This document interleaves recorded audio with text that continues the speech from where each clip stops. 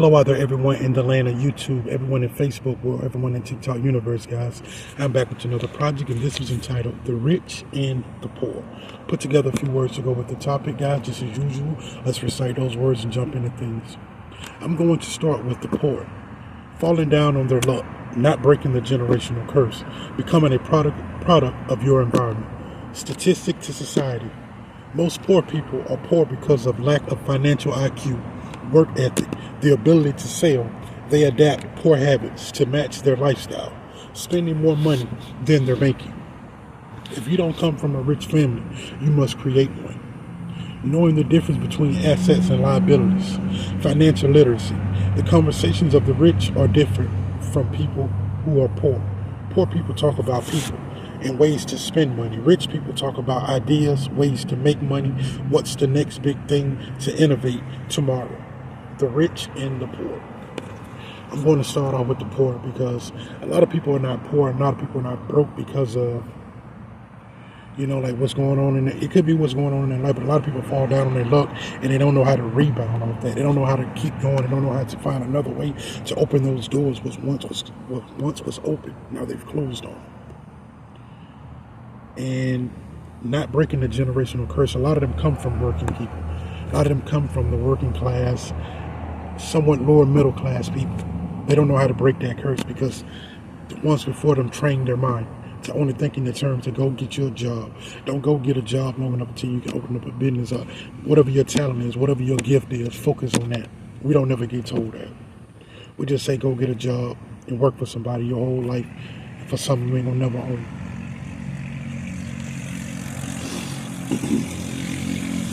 And that's how you become a product of your environment.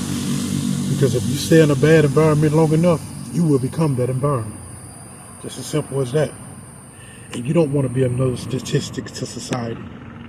Nobody wants to be a statistic to society. Just the way it was set up, man. You got to break it. You got to get out of it. You got to get out of the matrix. Most poor people are poor because of lack of financial IQ. Yeah. Majority of us think because we own a car, and we got a house, we got something. No, that costs you money. You don't have nothing. You have a bill still.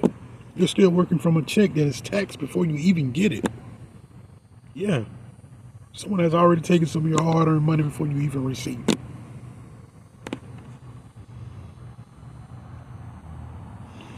And a lack of work ethic. A lot of y'all are lazy. You don't want to get off your butt and go do something with yourself and make you a hustle. You don't want to go grind. You don't want to get off your butt and go make it happen. You lack a work ethic, and if it's too hard, you quit. You don't try. And in anything you do, every day we wake up, we sell. You got to sell yourself. You got to sell. You sell, man. You got to sell. You are a brand. You got to sell that brand.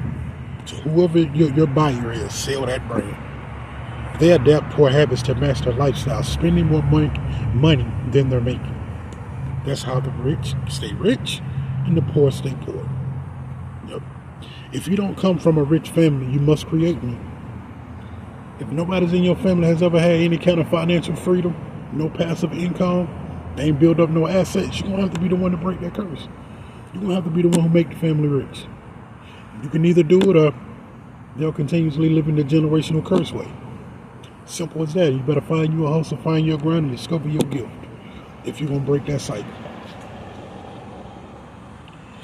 And one of the biggest things is knowing the difference between assets and liabilities. A lot of people don't know the difference. They think liabilities are assets. They think they're doing something because they got a bunch of liabilities. You're not. It's going to cost you money in the long run. And a lot of the things that you buy depreciate by the time you buy it. So there's no value. You're losing money. You're not going to get back what you paid for it. Hey, it is what it is, man. You better get you some financial IQ, man. Learn the difference between assets and liabilities. Financial literacy. Yes. Knowing where to put your money, how to invest your money, return on investments. Building that financial IQ. Become financially literate instead of financially illiterate. It's a difference between the two. The conversations of the rich are different from people who are poor and broke. Poor people talk about people. That's their number one conversation topic of discussion. Next, they talk about ways they spend money, ways they're going to spend their money, and ways they have spent their money. That's the number one thing they talk about. They don't talk about nothing else. And they think they be doing so when they buying all the materialistic stuff. No, you're not. But I'm saying I'm not going to knock it now. If that what floats your boat and that what makes you happy, do what makes you happy. But if you want to make a change, you're going to have to cross over from that. And the rich talk about ideas. Yes, they talk about ideas. They talk, what's the next big thing we can come up with? What's the next thing we can do to innovate something? What's the next big idea? What's the next big discovery that we can come up with? The next big wave that's going to be tomorrow. And ways to make money. What's the next big thing to innovate into tomorrow? What is that next big thing? And that's why they put their money. And they take a lot of risk with their money.